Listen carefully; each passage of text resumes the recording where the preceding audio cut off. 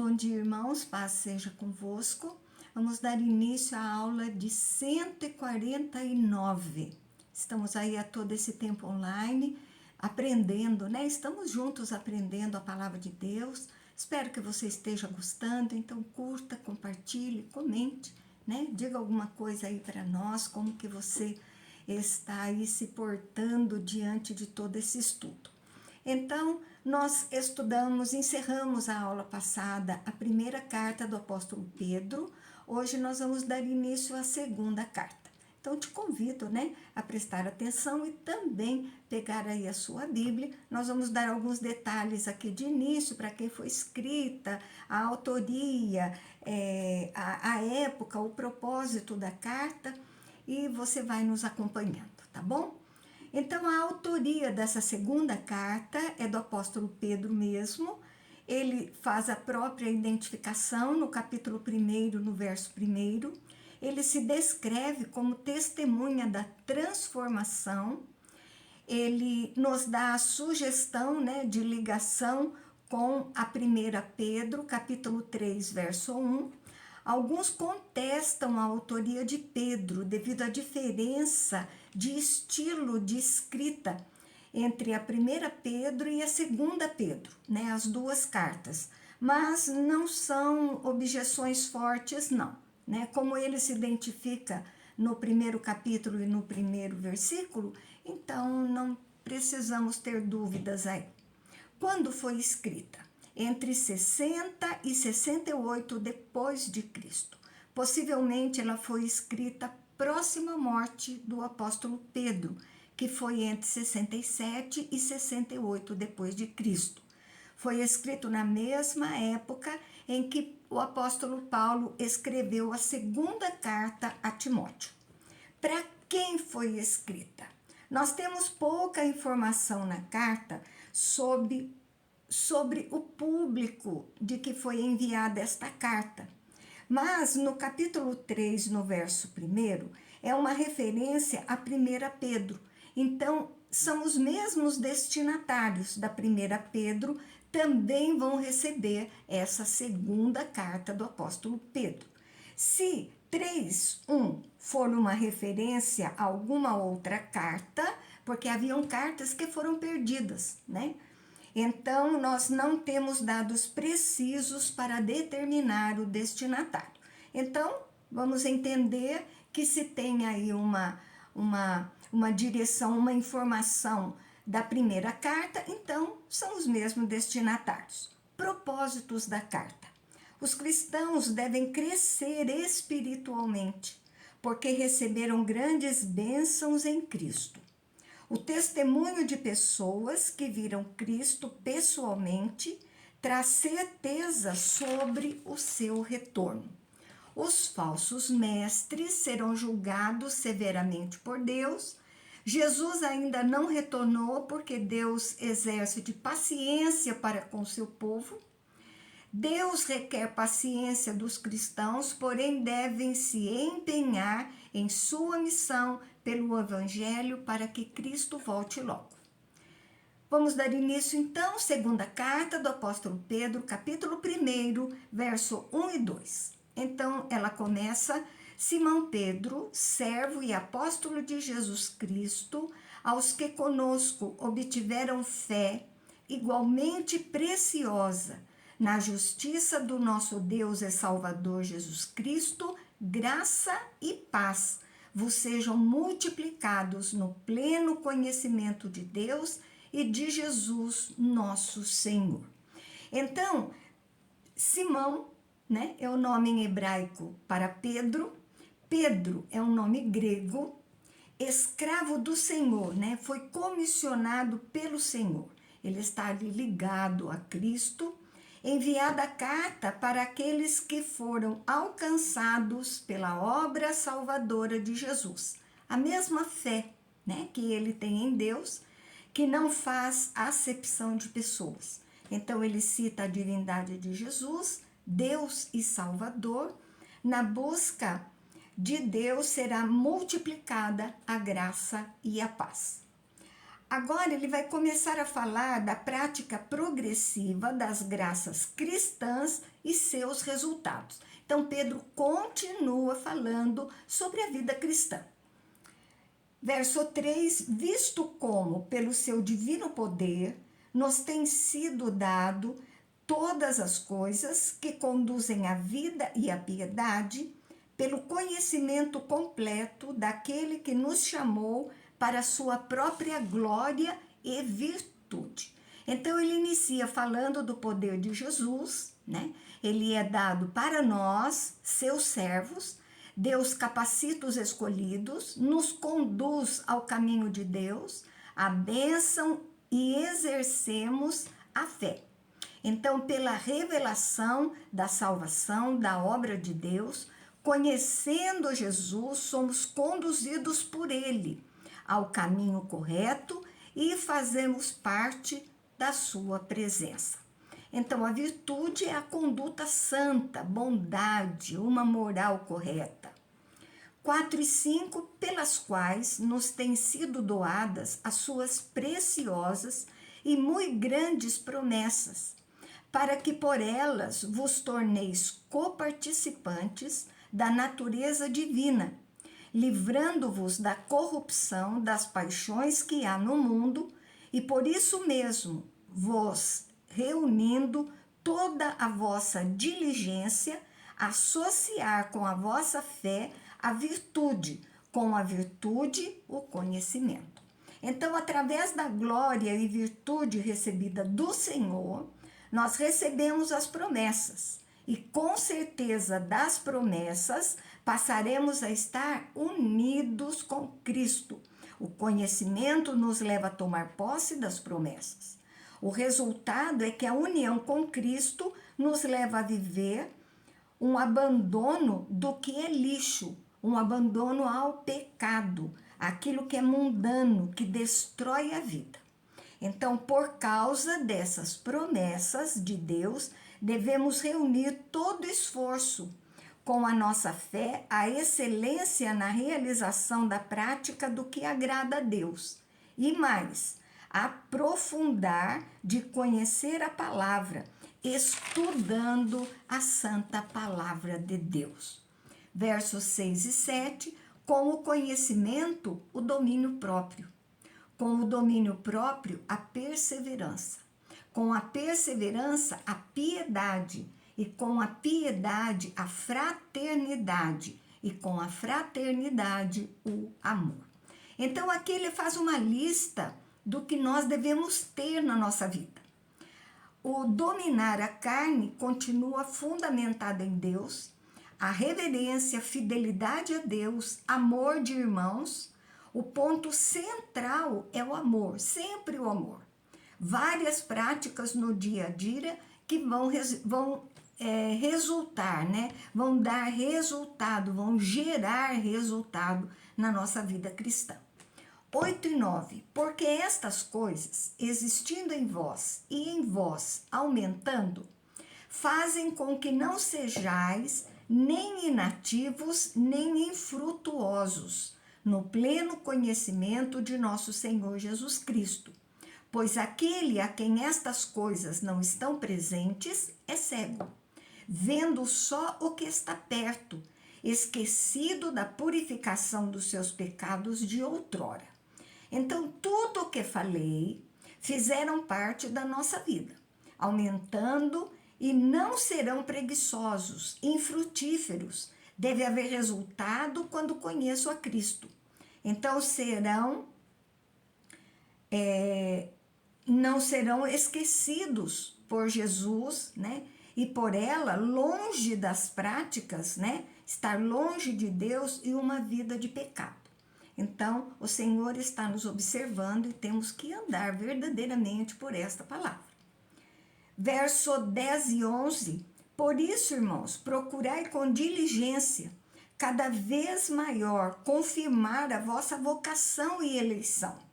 Porquanto, procedendo assim, não tropeçareis em tempo algum. Pois, desta maneira, é que vos será amplamente suprida a entrada no reino eterno do nosso Salvador e Senhor Jesus Cristo. Então procurem, busquem com diligência, com excelência, né? Fortificando, para que a vossa salvação seja visível. A obra de Deus realizada na sua vida. Agindo assim, andaremos seguros, assim herdaremos a vida eterna. Agora, Pedro fala dos motivos, né, dele escrever essas cartas. Verso 12 e 13, por esta razão, sempre estarei pronto para trazer-vos lembrados acerca destas coisas, embora estejais certos da verdade já presente convosco e nela confirmados. Também considero justo, enquanto estou neste tabernáculo, despertai-vos com essas lembranças. Então, por causa da salvação, a entrada no reino de Deus, eu me importo ensinando esse tema por amor. Por isso, lembro vocês para não esfriar-vos na fé. Enquanto eu estiver vivo, vou lembrar vocês da sua salvação, como alerta. Né? Olha como Pedro, é bem interessante, nós não podemos nos esquecer, né, dos princípios bíblicos, não podemos nos esquecer dos nossos deveres e responsabilidades como cristãos. Verso 14 e 15. Certo de que estou prestes a deixar o meu tabernáculo, como efetivamente nosso Senhor Jesus Cristo me revelou. Mas, de minha parte, esforçar-me-ei diligentemente por fazer que a todo tempo, mesmo depois da minha partida, conserveis lembrança de tudo. Então Pedro tem certeza da sua morte, que ela está próxima. Ele fala no Evangelho de João, capítulo 21, verso 18 e 19, Pedro fala da revelação sobre a sua morte. Vou deixar meu esforço aqui, e não mais para vocês lembrarem de tudo que ensinei. Escrito, carta do Evangelho de Marcos, né? Que eles eram ali ligados. Agora, a superioridade da palavra de Deus. Porque não vos demos a conhecer o poder e a vinda do nosso Senhor Jesus Cristo seguindo fábulas engenhosamente inventadas, mas nós mesmos fomos testemunhas oculares da sua majestade. Então, todo esse esforço para que conheçam o poder e a vida de Jesus não são falados por falsos mestres, como inventados por eles, mas vivemos com eles. Com eles, somos testemunhas e isso nós ensinamos. Então, exclui os falsos mestres, que eles não tinham autoridade nenhuma sobre eles para poder falar da palavra de Deus. 17 e 18, pois ele recebeu da parte de Deus Pai, honra e glória, quando pela glória excelsa lhe foi enviada a seguinte voz: Este é o meu Filho amado, em quem me comprazo. Ora, esta voz, vinda do céu, nós a ouvimos quando estávamos com ele no Monte Santo. Então, ele fala da transfiguração, né, com Moisés e Elias, né, falando com Jesus. João e Pedro e Tiago estavam ali também. Houve uma manifestação gloriosa. Então, dá um checkmate nos ensinos dos falsos profetas, com a presença dele nos acontecimentos. Verso 19, temos assim, tanto mais confirmada a palavra profética, e fazeis bem em atendê-la, como a uma candeia que brilha em lugar tenebroso, até que o dia clareie e a estrela alva nasça em vosso coração. Então, as profecias estão se cumprindo em Cristo. A sua vinda cumpre-se através da palavra. E os leitores devem crer que essa palavra é luz e destrói as trevas. O conhecimento vai libertar. Em Números 24:17, fala profeticamente de Jesus. E receber Jesus é receber a luz que destrói as trevas, é a nossa salvação. 20:21, sabendo primeiramente isto, que nenhuma profecia da Escritura provém de particular elucidação, porque nunca, jamais qualquer profecia foi dada por vontade humana. Entretanto, homens santos falaram da parte de Deus, movidos pelo Espírito Santo. Então, tenham em mente que do que foi falado no Antigo Testamento não foi inventado pelo ser humano, mas vem de Deus essas palavras. Mesmo assim, Deus usou homens, separados para falarem, inspirados pelo Espírito Santo, guiados pelo Espírito Santo. Então, nós falamos aqui o prefácio, a saudação de Pedro, a prática progressiva da graça cristã e os seus resultados. Pedro fala dos motivos de exercer, de escrever esta carta e a superioridade da palavra de Deus. Agora ele vai falar dos falsos mestres, seu caráter, obras e castigos. Capítulo 2, verso 1.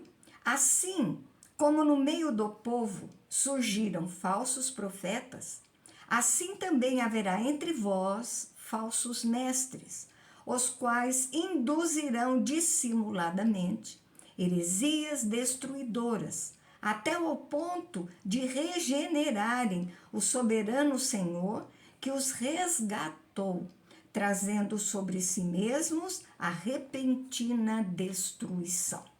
Então, Pedro faz a comparação com o povo de Deus no passado. Existiam falsos profetas para desviar o povo de Deus. E a história, na verdade, se repete hoje.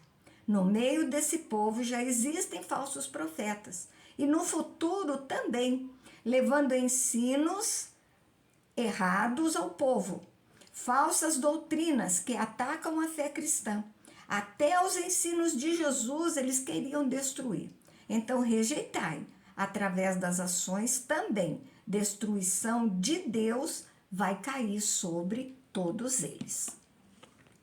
Verso 2 e 3, e muitos seguirão as suas práticas libertinas, e por causa deles será infamado o caminho da verdade.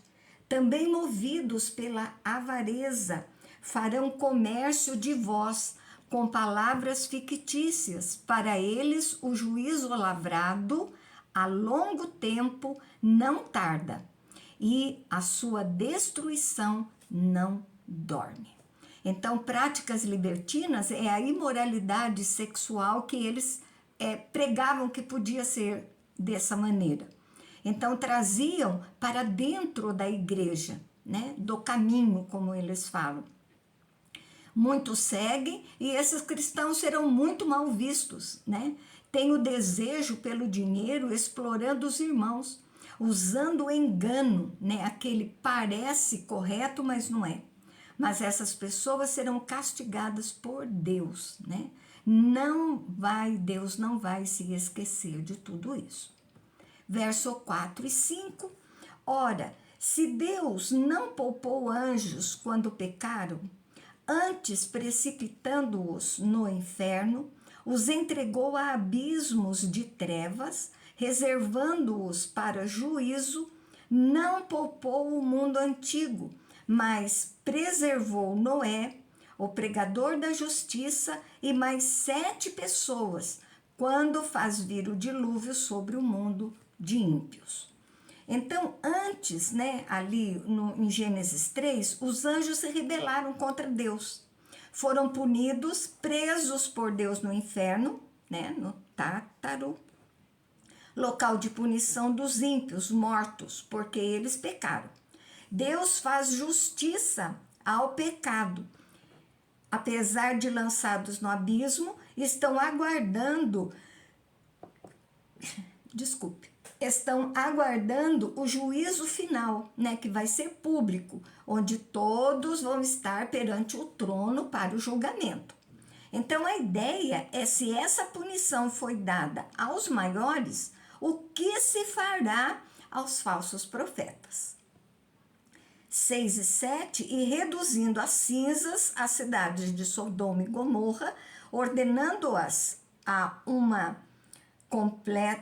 ruína completa, tendo-as posto como exemplo a quantos venham a viver impiamente. Livrou o justo Ló, afligido o procedimento libertino daqueles insubordinados. Então, Pedro usa 3 exemplos: os anjos, o dilúvio e Sodoma e Gomorra, que vivia, né, de uma maneira depravada. Foi punida severamente, mas Ló, justo, foi ali livre dessa punição, né? Como o primeiro contraste com a sociedade não se misturou, segundo a intercessão de Abraão, né? Só Ló e sua família seriam livres. Terceiro, por ter acolhido os anjos. E quarto, teve ali o seu livramento. Verso 8 e 9, porque este justo, pelo que via e ouvia quando habitava entre eles, atormentava a sua alma justa, cada dia por causa das obras iníquas daqueles. É porque o Senhor sabe livrar da provação os piedosos e reservar sob castigo os injustos para o dia do juízo. Então, Ló não estava satisfeito com a escolha que fez. A perversidade da cidade o atormentava. Então, Pedro mostra que no passado, homens justos viveram situações difíceis, mas resistiram e o Senhor os livrou, né, das provas, tentações. Então, os ímpios terão sim um juízo final. Verso 10, especialmente aqueles que, segundo a carne, andavam em imundas paixões e menosprezavam qualquer governo, atrevidos, arrogantes, não temem difamar autoridades superiores. Então, ele destaca um grupo que causa indignação. Eles andavam em pecado e desagradam a Deus, né? Eram sujos, e esses falsos mestres desprezam toda autoridade, não respeitam a sociedade também. São ousados no mau sentido, orgulhosos, sem temor em falar mal das autoridades espirituais sobre eles. Então, Jesus, os anjos, os apóstolos, eles falavam mal de todos. Verso 11 e 12, ao passo que anjos, embora maiores em força e poder, não proferem contra elas juízo infamante na presença do Senhor. Esses, todavia, como brutos irracionais, naturalmente feitos para presa e destruição, falando mal daquilo em que são ignorantes, na sua destruição também hão de ser destruídos. Então, aqui os falsos mestres não tinham medo de difamar as autoridades humanas ou espirituais.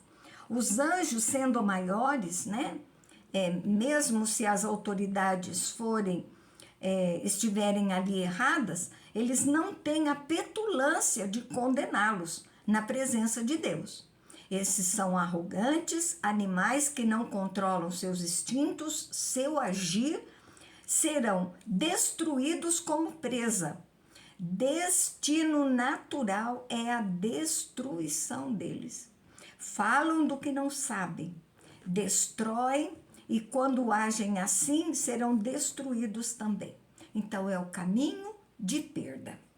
Verso 13, e recebendo injustiça por salário da injustiça que praticam, considerando como prazer a sua luxúria carnal em pleno dia, quais nódoas e deformidades eles se regalam nas suas próprias mistificações, enquanto banqueteiam junto conosco. Então, o salário é o pagamento, serão baseados no que fizeram as suas obras más. A justiça de Deus acontecerá sobre a vida deles. Falsos mestres tinham essas práticas, né? Sexuais nas festas cristãs de forma pública. Então, com o objetivo de comunhão, pervertendo a reunião e não se envergonhavam e ainda demonstravam o quanto manchados e deformados eles eram, tendo prazer nos seus enganos e estavam no meio dos cristãos. Olha que perigo, né? Verso 14, tendo os olhos cheios de adultério e insaciáveis no pecado, engodando almas inconstantes, tendo o coração exercitado na avareza, filhos malditos. Então, os falsos mestres não respeitavam as mulheres casadas, todo ajuntamento é ocasião para pecar, seduziam pessoas que não eram firmes na fé e entendem que eles sabiam que estava errado, né? Eles também são gananciosos, corruptos, não são filhos de Deus, são filhos do diabo. Verso 15, abandonando o reto caminho, se extraviando, seguindo pelo caminho de Balaão, filho de Beor, que amou o prêmio da injustiça. Então os falsos profetas perderam o caminho certo, aprenderam a verdade e mudaram. Balaão está ali em Números 22 e 24, era um profeta, mas aceitou proposta para amaldiçoar o povo de Deus e se corrompe as pessoas também. O perigo de nos desviarmos é que as pessoas estão nos observando e desta maneira aqueles que nos seguem vão cair também. Então era visto como profeta, mas não era. Amou as vantagens por fazer o mal. Verso 16, recebeu, porém, o castigo da transgressão, a saber, um mudo animal de carga, falando com voz humana, refreou a insensatez do profeta. Então cita quando Deus usa uma mula para profetizar a Balaão. Um animal tinha mais sensatez do que o próprio profeta. O animal foi mais sábio do que o próprio profeta. Amém? Nós vamos parar por aqui. Espero que você tenha entendido bem a nossa aula, aquilo que Pedro está tentando nos informar, nos ensinar. Amém? Então, que você tenha um excelente domingo junto com seus familiares, junto com Jesus. E até a próxima aula, se assim Deus permitir. E um beijo grande no seu coração.